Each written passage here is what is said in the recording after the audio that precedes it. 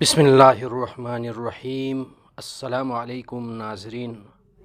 آج ہمارے سبق کا مفہوم ہے مکہ اور مدینہ کی مسجد میں نماز پڑھنے کی فضیلت۔ حدیث مبارکہ 620 سیدنا ابو ہریرہ رضی اللہ تعالیٰ عنہ نبی کریم صلی اللہ علیہ وسلم سے روایت کرتے ہیں کہ آپ صلی اللہ علیہ وسلم نے فرمایا، سفر نہ کیا جائے مگر 3 مسجدوں کی طرف۔ نمبر 1 مسجد الحرم یعنی خانہ کعبہ، نمبر 2 مسجد نبوی، نمبر 3 مسجد اقصیٰ یعنی بیت المقدس۔ سیدنا ابو ہریرہ رضی اللہ تعالیٰ عنہ سے روایت ہے کہ رسول اللہ صلی اللہ علیہ وسلم نے فرمایا، میری مسجد میں ایک نماز پڑھنا باقی مسجدوں میں نماز پڑھنے سے 1000 درجے افضل ہیں، سوائے مسجد الحرام کے اس میں پڑھنے کا ثواب زیادہ ہے۔ مسجد قباء کی فضیلت کا بیان حدیث مبارکہ 622 سیدنا عبداللہ بن عمر رضی اللہ تعالیٰ عنہما نماز چشت نہ پڑھتے تھے مگر جس دن کے مکہ جاتے، کیونکہ وہ مکہ میں چشت ہی کے وقت جاتے تھے، پس وہ کعبہ کا طواف کر کے مقام ابراہیم کے پیچھے 2 رکعت نماز پڑھتے تھے، اور جس دن کہ مسجد قباء میں جاتے اس دن بھی نماز چشت پڑھتے، اور وہ ہر ہفتہ میں مسجد قباء جاتے۔ پس جب وہ مسجد میں داخل ہوتے تو اس بات کو برا جانتے تھے کہ بغیر نماز پڑھے اس سے باہر نہ نکل آئے۔ سیدنا ابن عمر رضی اللہ تعالیٰ عنہما بیان فرماتے تھے کہ رسول اللہ صلی اللہ علیہ وسلم مسجد قباء کی زیارت کو سوار اور پیدل جایا کرتے تھے۔ نفع کہتے ہیں کہ سیدنا ابن عمر رضی اللہ تعالیٰ عنہما کہا کرتے تھے کہ میں ویسا ہی کرتا ہوں جیسا کہ میں نے اپنے دوستوں کو کرتے ہوئے دیکھا ہے، اور میں کسی کو منع نہیں کرتا، رات میں یا دن میں جس وقت چاہے نماز پڑھے، سوائے اس کے کہ طلوع آفتاب کے وقت نماز پڑھنے کا قصد نہ کرے اور نہ غروب آفتاب کے وقت نماز پڑھنے کا۔ نبی کریم صلی اللہ علیہ وسلم کی قبر اور منبر کے درمیانی مقام کی فضیلت کے بارے میں بیان ہے ناظرین۔ حدیث مبارکہ 623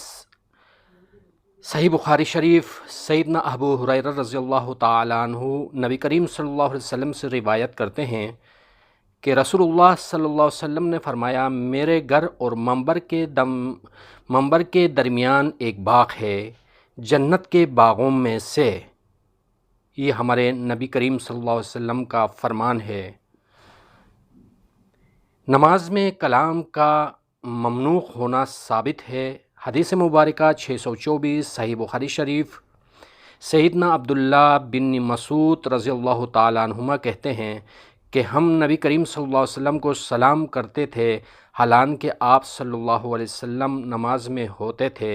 اور آپ صلی اللہ علیہ وسلم ہمیں جواب بھی دیا کرتے تھے۔ پھر جب ہم نجاشی بادشاہ حبش کے پاس سے لوٹ کر آئے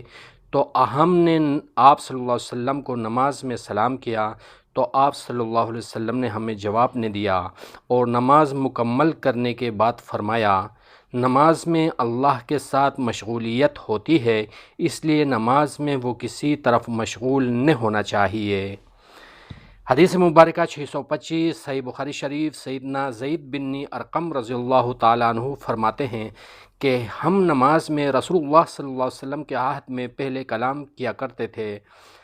ہم میں سے کوئی شخص اپنی ضرورت اپنے پاس والے سے کہہ دیا کرتا تھا، یہاں تک کہ یہ آیات نازل ہوئی، اپنی نمازوں کی حفاظت کرو اور خاص کر درمیانی نماز کی، اور اللہ کے سامنے اداب سے کھڑے رہو۔ سورہ بقرہ 238 آیات۔ پس ہمیں نماز میں سکوت کا حکم دیا گیا ہے۔ نماز میں کنگریوں کو چھونا کیسا ہے؟ حدیث مبارکہ 626 سیدنا